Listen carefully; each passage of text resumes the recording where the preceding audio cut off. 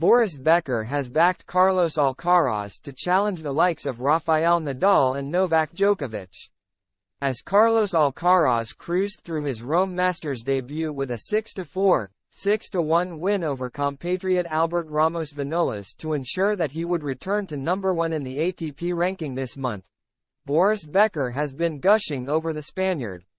The 20-year-old improved to 30-2 with a straight sets victory in Italy as he continues his preparation for the French Open.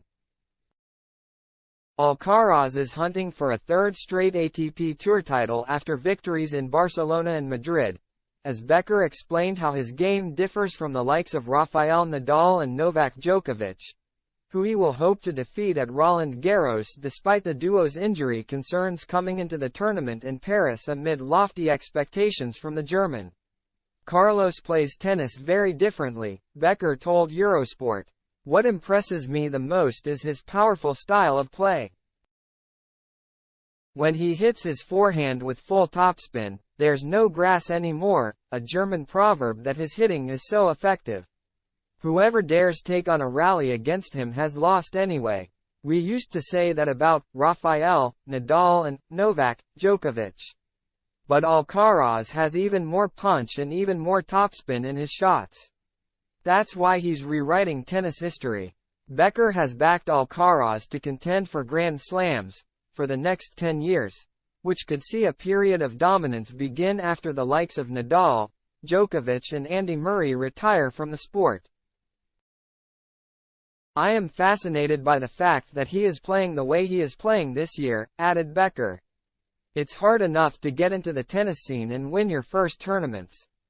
Now it surprised me that after a winter of injuries he continues to play tennis exactly where he left off, with absolute world-class performances. For me, this is a sign that he will stay there, that he is a player who can and wants to continue winning big tournaments. If he stays healthy, he's always a contender for a Grand Slam win for the next 10 years.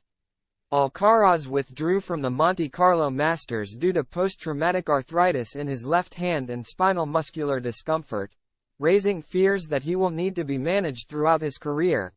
A worry that Boris echoed and suggested that injuries and losing the desire for tennis could be all that holds Alcaraz back. He would have the talent and the appetite for it, Becker continued. But so many things can go wrong. He can get injured or lose the will once he has won everything 3 or 4 times.